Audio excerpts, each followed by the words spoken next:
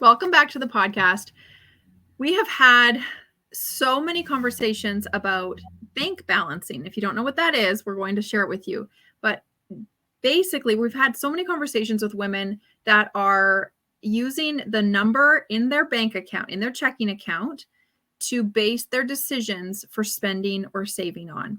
And we're going to talk to you about that and what that looks like. And I know Becca just got back from an in-person event, and you sat with women who were making 10 and 30 plus $1,000 a month. And what's so interesting about that is that they are women who have the exact same fears, doubts, stresses around managing their money that the women coming to us making $1,000 a month and $3,000 a month have. And there's literally no difference in the things that they're sharing with us of why their money feels hard. And so, Becca, I want you to share a little bit about that experience in talking with some of these women that you got to meet, like really incredible business owners, and what came up around this concept of bank balancing and why this is such an important topic for our audience to hear today. Well, first, bank balancing is something that is not new to us about like hearing from typically our clients, right? We hear it a lot with our clients. They're like, oh, well, how do you make a decision? Well, I pull up my bank account and see if there's money in the account. Okay, that's called bank balancing. that doesn't take into account anything else that's going on in your business, how much revenue is coming in, how much you're paying out in expenses. It doesn't take into account like how many expenses are coming out in a given week or in a given day, right? You're literally just looking at one number to tell you whether you should or shouldn't make a decision spending, and whether that's going to be a good decision.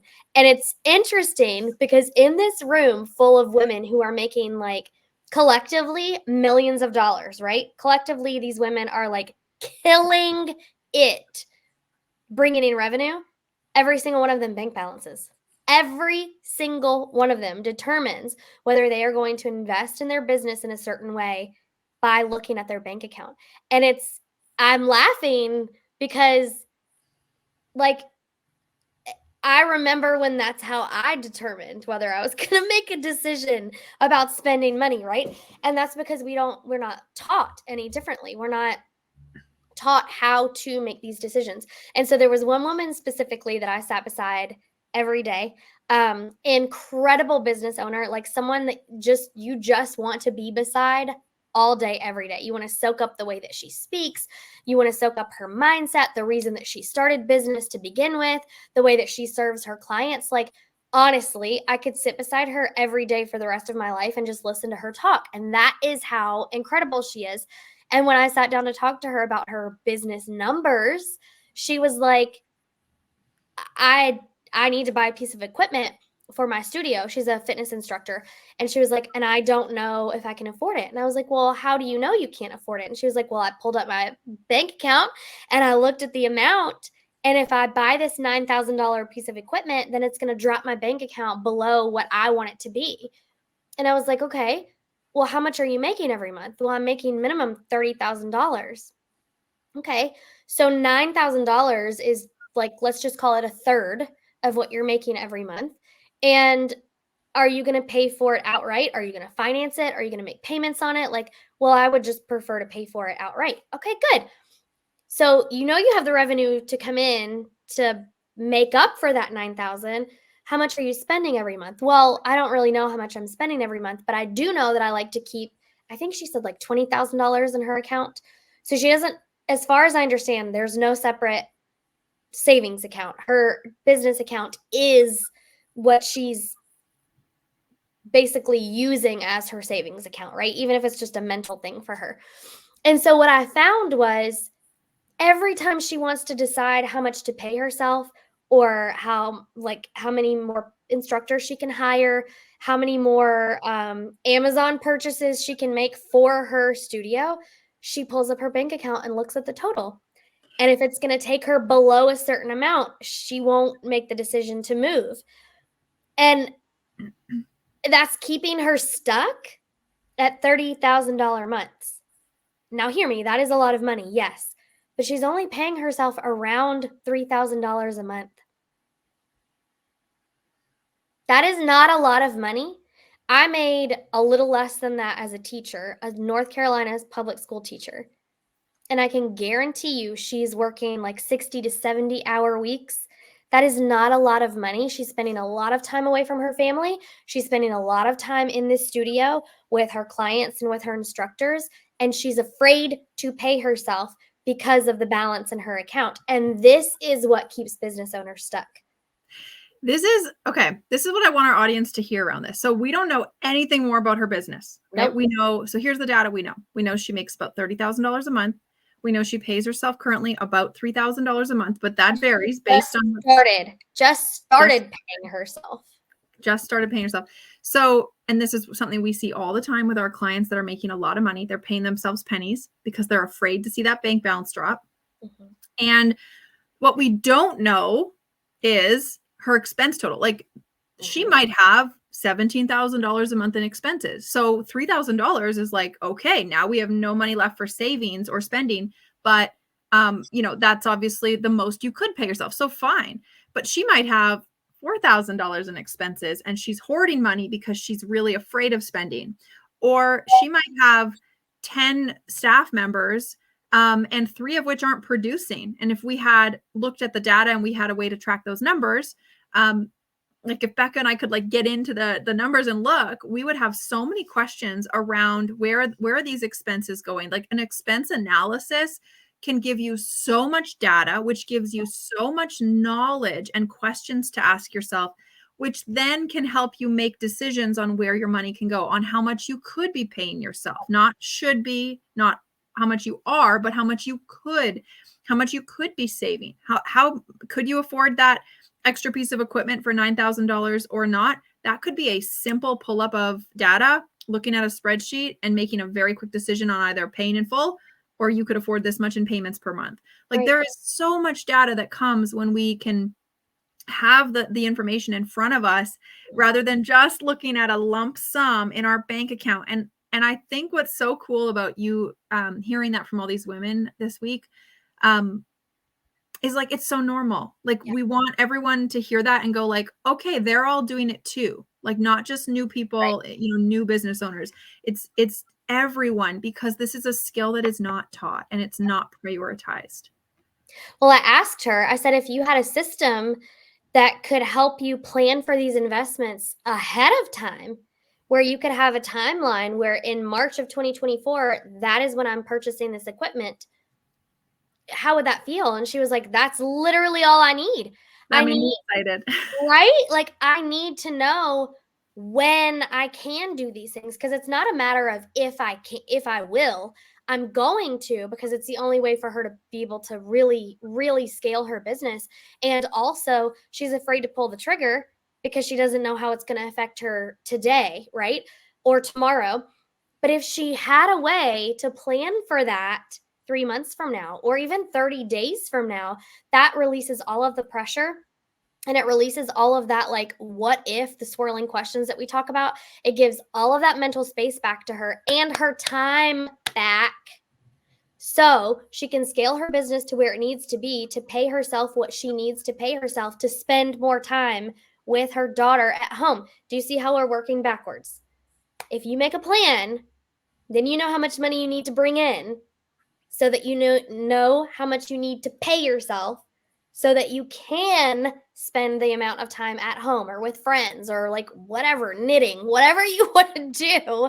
Like that's the point of going into business, is to serve the people you want to serve and to have more time freedom, which we do not have typically as entrepreneurs because we are not managing our money well and we feel like we always need more money.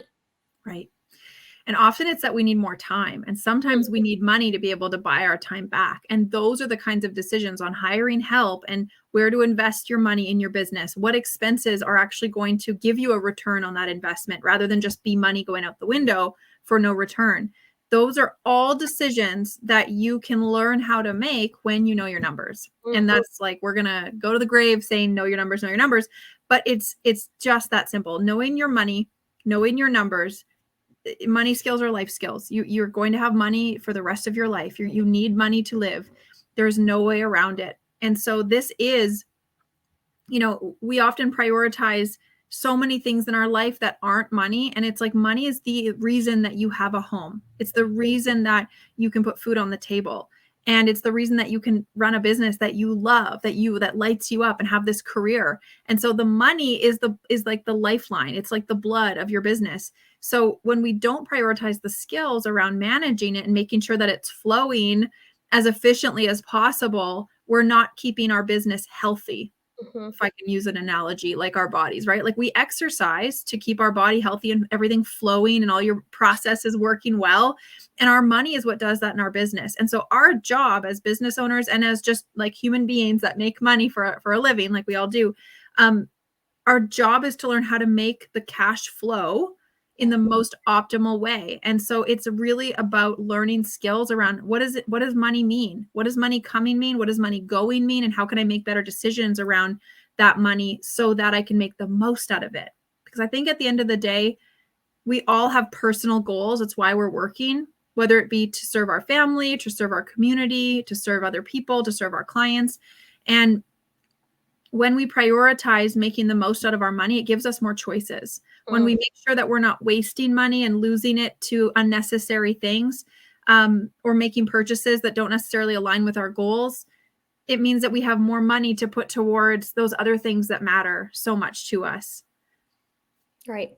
Well, you can also put systems in place for your spending. So you just reminded me that when I was talking to this woman, she said, when my instructors say that I need something for the studio, I go on Amazon and I order it and it's there the next day. And she was like, but I do that like every day of the month.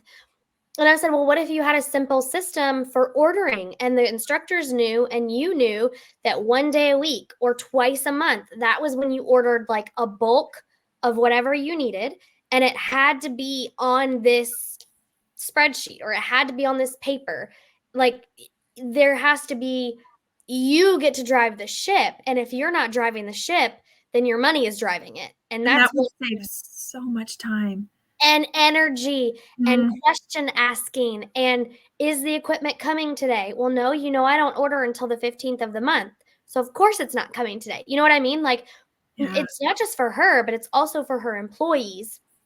And when her employees know exactly what's happening and how things run in the business, then they can concentrate on the clients and they can keep the clients happy and served and loyal so that you still have the money coming in. So her holdup right now, she has a wait list of people who cannot come into her studio because she doesn't have enough time, instructors, and equipment to serve them. So she cannot sign another client into her business, even though they are banging down her doors, like, let me in, until she gets the money taken care of so that she can line these things up for these new clients. Like, how exciting is that?